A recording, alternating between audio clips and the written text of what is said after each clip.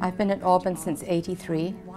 I actually was Director of Women's Studies for 2 terms, so I finished that in 2011. Quite some time ago I opened this newsletter and I had just got tenure, and my other book had just come out, so I saw a very small item in that newsletter that the papers of Mrs. Russell Sage had just been catalogued. It was all the old-fashioned research in the archives, dusty hands.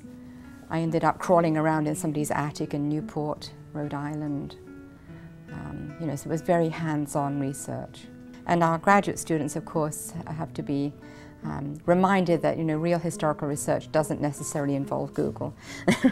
It's easy to find many documents in history now that have been digitized and that one can find.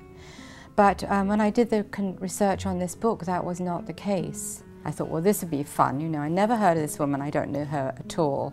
But maybe she's significant. I found out she was a philanthropist. I thought, well, that would be interesting. I've never done any research on money and women and money. And so most people who do work on women's history and women's literature, the traditional way of kind of the main way in which they've described that is kind of searching for women's voices in the past, kind of like listening for their voices, restoring their voices to the many voices of history.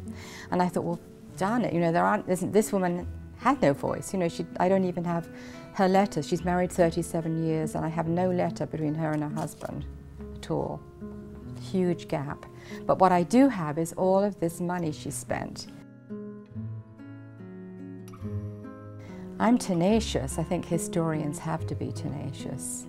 And I wouldn't say I'm a trailblazer in women's history. I would say that I was really in on the ground floor of women's history as it started up in the 1960s. And like African American history, it is related to the kind of rediscovery of a tradition and rediscovery of people in history who'd been left out before, basically, left out of the kind of mainstream narrative of history. So I'm not the trailblazer, but I've done a little bit of blazing of trails.